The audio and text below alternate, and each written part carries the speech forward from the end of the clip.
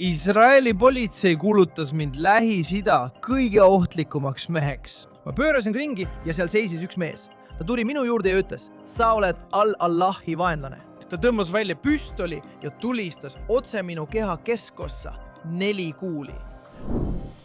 Rabi Yehuda Glick on Ameerikas sündinud Iisraeli rabi, endine Likudi Knesseti liige ja templimaja aktivist. Ta juhib nüüd Shalom Jeruusalemma fondi. Tere tulemast CNS TV stuudiosse, Yehuda. Shalom, Steve. Ja ma just sain teada, et sinu nimi on Shalom. Nii et Shalom. Suur tänu sulle. Kahjuks sinu abikaasa Hadas, kes pidi meiega liituma, ei saanud täna tulla. Aga me intervjueerime teda mõnel teisel korral. Aga räägi meile natuke endast ja oma fondist. Olgu, mina olen, nagu sa ütlesid, Yehuda Glick. Ma tegin Alija 1974 aastal. Sel nädalal tähistan ma 52 aastat Iisraelis. Ja ma tulin siia lapsena koos oma vanematega. Minu isa asutas Beršova meditsiinikooli. Ja täna elan ma Jeruusalemmas koos oma naise Hadassiga. Ja meie lapsed on täiskasvanud. Hadass on minu naine. Me abiellusime vaid 7 aastat, 4 kuud ja 29 päeva tagasi. Aga kes neid päev ikka loeb? Me mõlemad oleme lesed.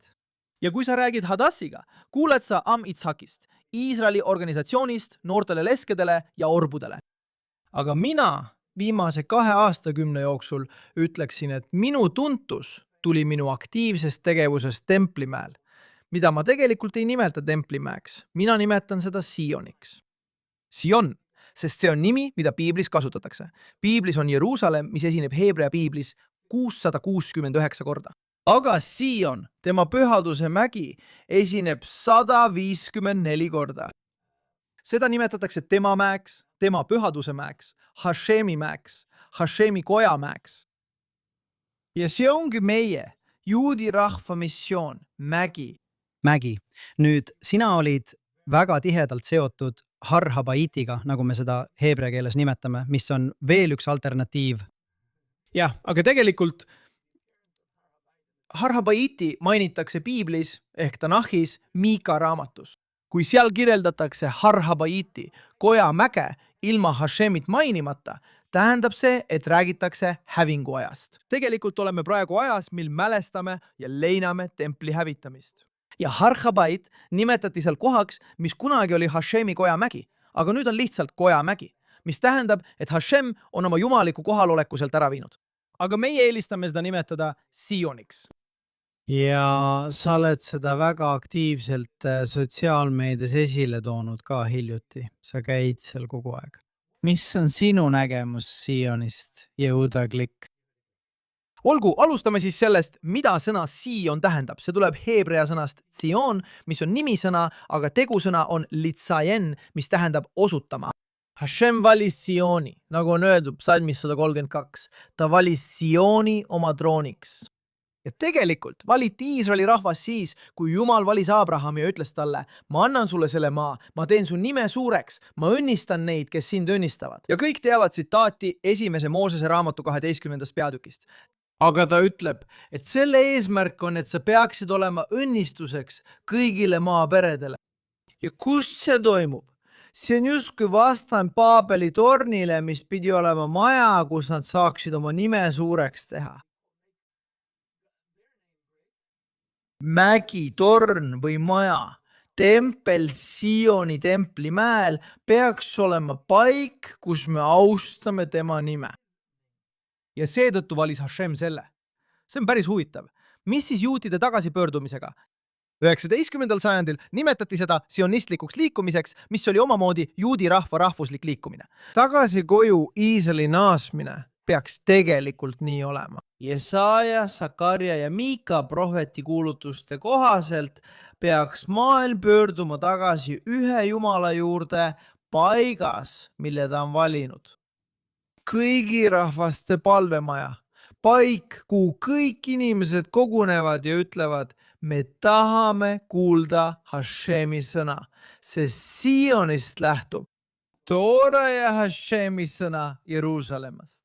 Ja sa oled tõesti sellele eesmärgile pühendunud ning oled isegi üle elanud atendaadi oma väga põhimõttekindla ja tugeva seisukoha tõttu. ja sa tulid tagasi ning oled täna meiega. ma mõtlen, see on lihtsalt ime, kust sa oma jõu leiad. las ma alustan kõigepealt teemast endast ja siis räägin jälle endast. Sest mis juhtub, on see, et nii palju aastaid igatsesime me tagasi Sionisse pöörduda. Ja siis juhtus, ma ütleksin, ajalooline juhus. 1967 aastal olime me ohus. Inimesed arvasid, et Iisraeli riik on lõppemas 19 aastat pärast esimese juudi riigi loomist 2000 aasta järel. Meid ümbritses 200 miljonit moslemit, kes olid otsustanud meid maa pealt pühkida. Meid oli vaid 2 miljonit ja meil polnud mingit võimalust ellu jääda. Ja meie välisminister Apa Eban anus maailma, et see aitaks meil ellu jääda. Aga tal olid teised plaanid. 6 päevaga alistasime oma vaenlased kõigil oma piiridel. Ja ilma igasuguste ootusteta, ilma igasuguse ettevalmistuseta leiame end. Sionil, Templimäel. Templimägi on meie käes. Aga Aga miski pole tugevam kui inimene, kes on harjunud midagi tegema. Jäime me kindlaks ja jäime valesse kohta, Läänemüüri juurde. Läänemüür, mida mõned inimesed nimetavad ainsaks või kõige vanemaks templi jäänukiks. Ja see lause on 100% tõsi, välja arvatud 4 asja puhul. See ei ole jäänuk, see ei ole ainus, see ei ole kõige vanem, see ei ole templist. See on väike osa müürist, mäe läänepoolne müür, mis ümbritseb mäge. Ja mäel on kõik 4 müürid tänaseni säilinud, olemas. Põhja, lääne, lõuna ja idamüür. Ja Läänemüüri väljak oli väga väike plats.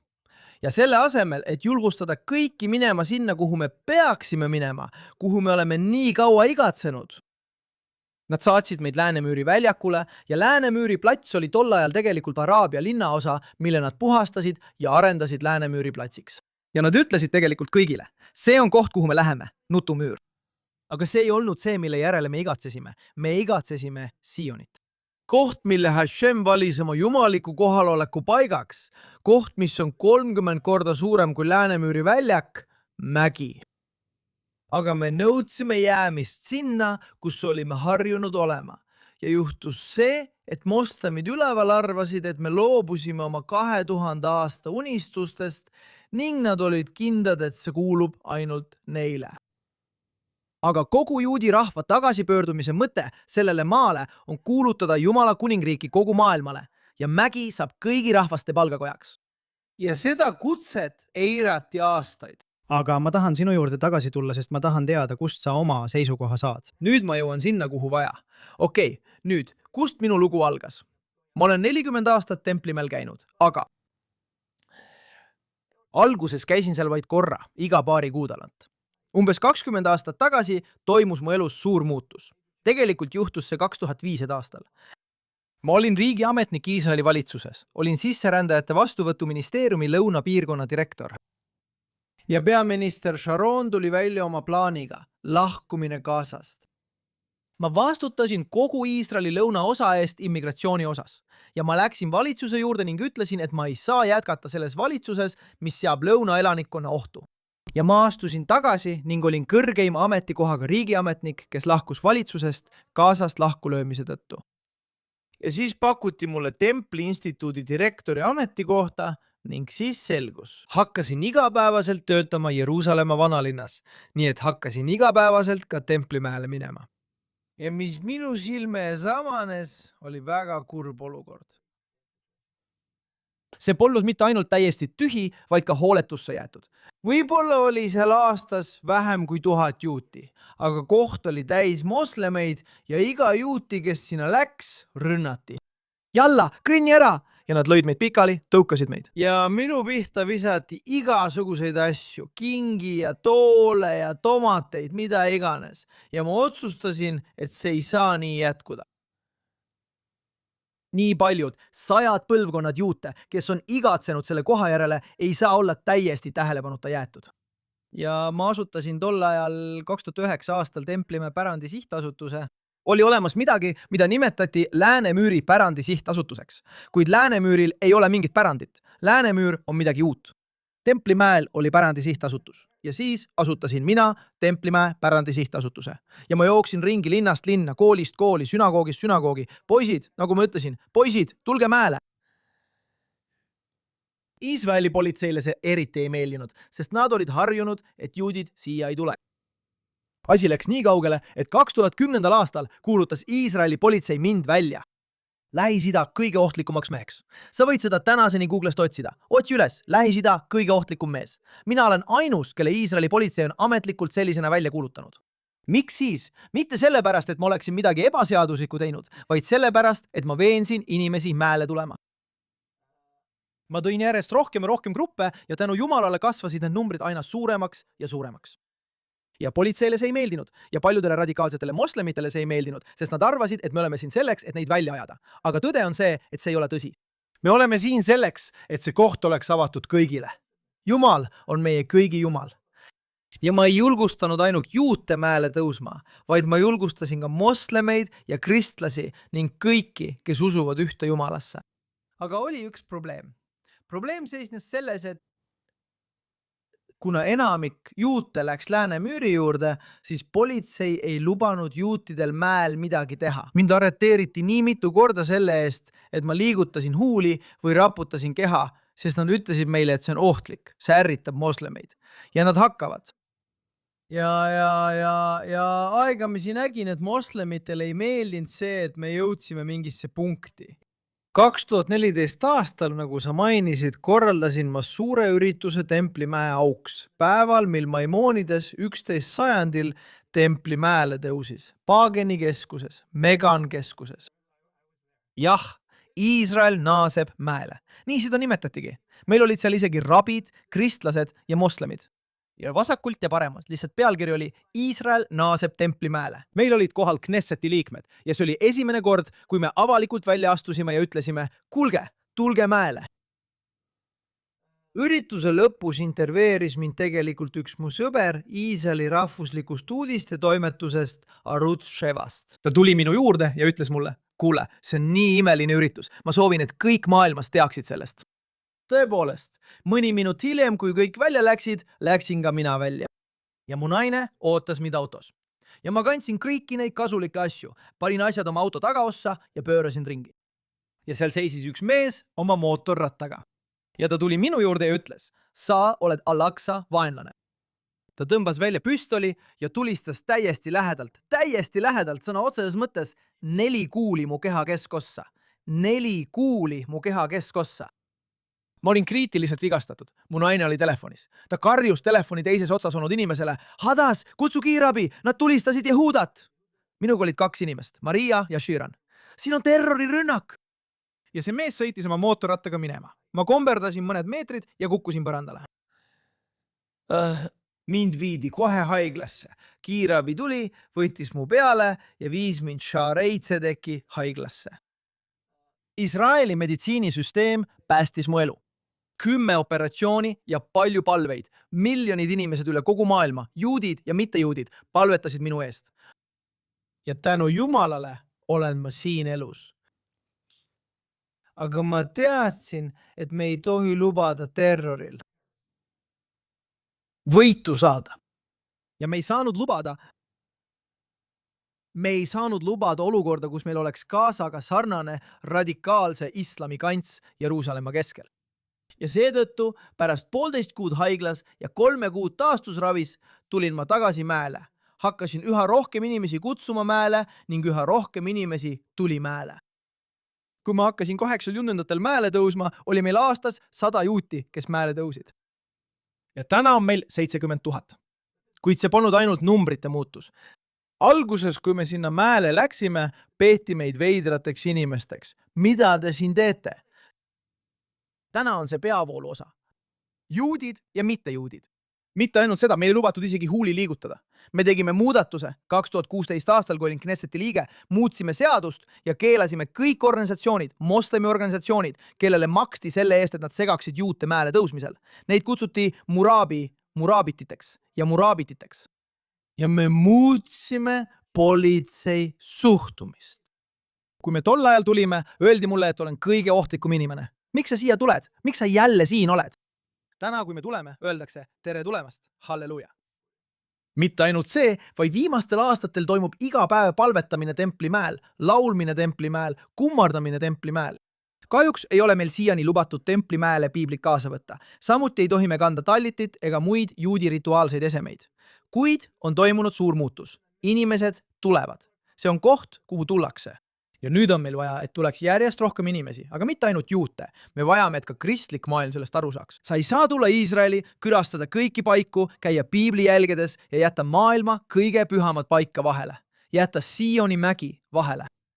See on üleskutse ja seetõttu läbisin ma ka ametliku giidikursuse. Olen litsentseeritud giid. Ma viin gruppe mäele, kõik, kes tahavad mäele minna, me viime nad sinna. Viimati oleme viinud kristlikke pastoreid, oleme viinud rabide ja me viime gruppe mäele. Me peame näitama, et oleme osa mäe loomulikust vaatepillist.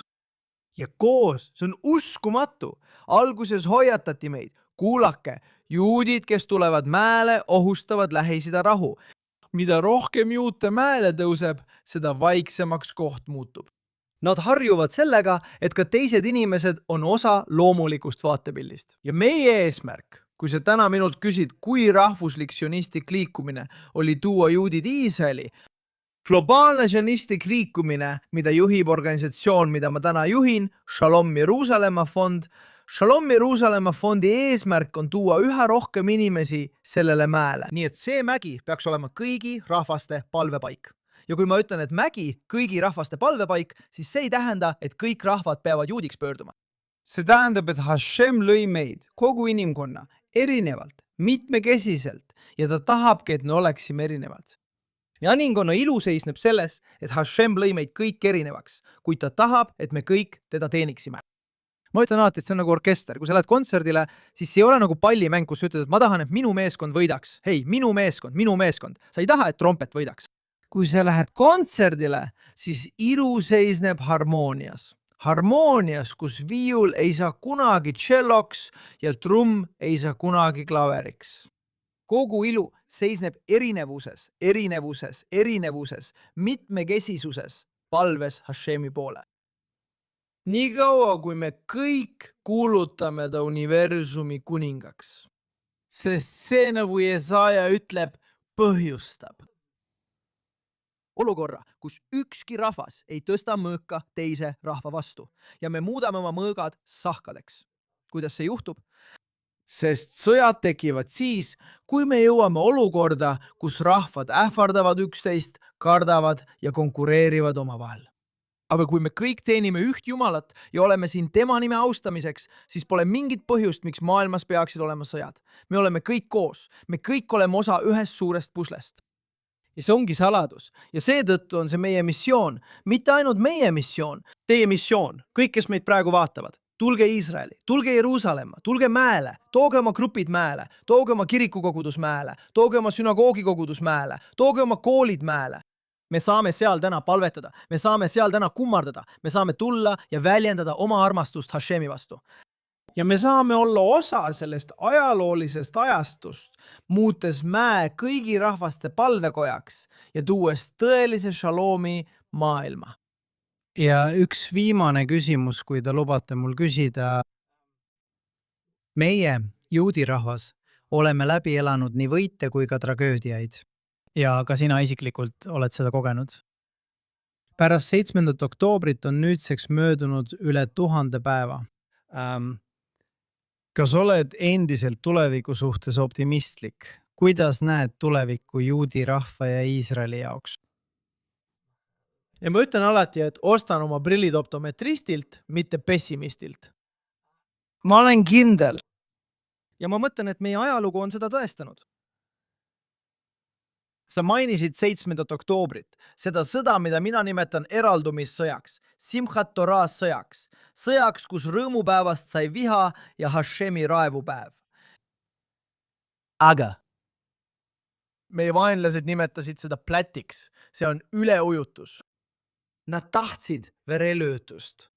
Nad tahtsid hävitada Iisraeli riigi.